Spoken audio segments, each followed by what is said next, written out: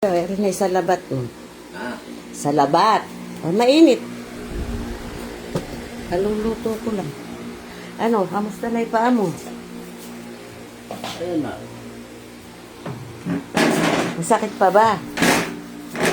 Hindi na. Ngayon na yun. Yan, konti na lang. Nawawala din yan. Basta iwas lang sa ano. Oh, tingnan mo, kinikilos mo. Pero nakaka-ano ka na. Iika-ika ka pa din. Masakit pa yan eh. Ayun na. At least ito na lang. Yung buot kaya. Ah, Aya. Masakit yan. basta ano lang. Tubig lang ng tubig. Tsaka sa labat na lang, di na ako magtitimpla ng kape. Eh, kasarap nung sa labatan eh. Ewan ko. Ngayon pa lang umunta sa labat. Ano ngayon pala? Ay, mainit. Kahapon pa kita, nakakadalawang beses ka nang nagsasalabat eh. Sa labat pa yung puta ka ni tubig ah. Ano bang tubig? Ayun o. Wala namang kuwan. Hindi! Tikman mo, maanghang. Init pa. Kulang lang sa ano, sa kulo, minadali ko kasi maanghang na eh. Huwag mong pababalihin pag bumabali sa'yo yung mga murit na yan. Huwag bibigyan. Bakit? Ay mga magugulang yan ako. Galit Huwag mo. mo bibigyan. Mainit po ulo. Wala na ka mo.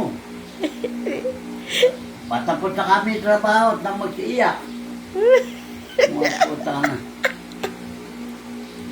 Mainit pa po ulo. Hindi pa po kasi Puta nakakainom. na siya ko ah.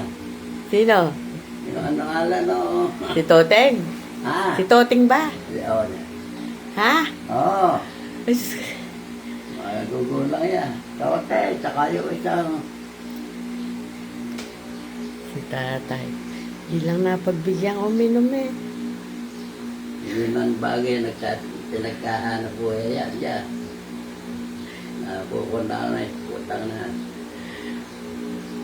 Hindi ka pinagbibigyan ni Toteng kasi nga namamagayan paa mo. Ano?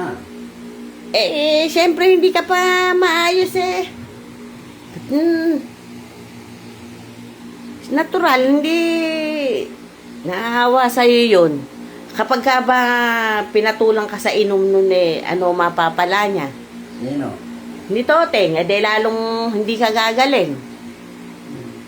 Kainit na ulo na naman, kaaga-aga eh. Iniisip na naman yung inom. Si tatay. Galit na naman kaya Toteng.